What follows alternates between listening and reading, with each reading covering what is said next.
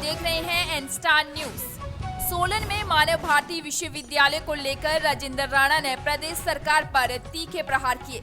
जिला सोलन की बहुचर्चित मानव भारती विश्वविद्यालय में फर्जी डिग्री प्रकरण पर सुजानपुर के विधायक राजेंद्र राणा ने प्रदेश सरकार को जमकर घेरा। राजेंद्र राणा ने आरोप लगाते हुए कहा कि सरकार ने इस मामले को इतना कमजोर किया है कि आज इस प्रकरण के अभियुक्त जमानत पर हैं।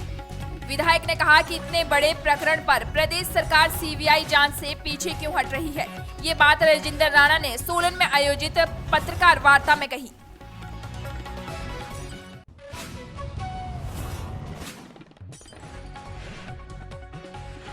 हमारा प्रश्न सीधा सीधा ये है कि हम शुरू से ही मांग करते रहे हैं कि जब 17 राज्यों में ये डिग्रियां बेची गई, विदेशों में डिग्रियां ये बेची गई हैं, तो ये मामला सीबीआई का बनता है और सीबीआई को मामला देना चाहिए था। और दूसरा मैंने मांग की थी कि इतना बड़ा फर्जीवाड़ा इस यूनिवर्सिटी में चल रहा है, इस यूनिवर्सिटी को तुरंत इसकी मान्यता रद्द होनी चाहिए। भाई हमने मांग करी थी, वो भी नहीं हुई। वो यूनिवर्सिटी भी इन्होंने एडमिशन शुरू कर दी, एडमिशन चलाना शुरू कर दी। तीसरा हमारा आरोप ये है कि सरकार की मिली भगत और सरकार के ऊपर कोई दबाव होने की वजह से इस मामले को ठीक तरीके से हैंडल नहीं किया गया है।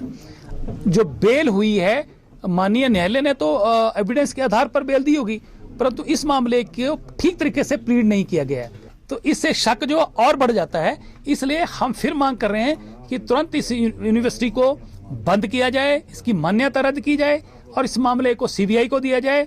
और बहुत सारे लोग, बड़े बड़े लोग बेनकाब इसमें होने वाले हैं। और दूसरा मैंने ये कहा है कि सरकार को क्या अपने पब्लिक रिलेशन डिपार्टमेंट से भरोसा उठ गया है।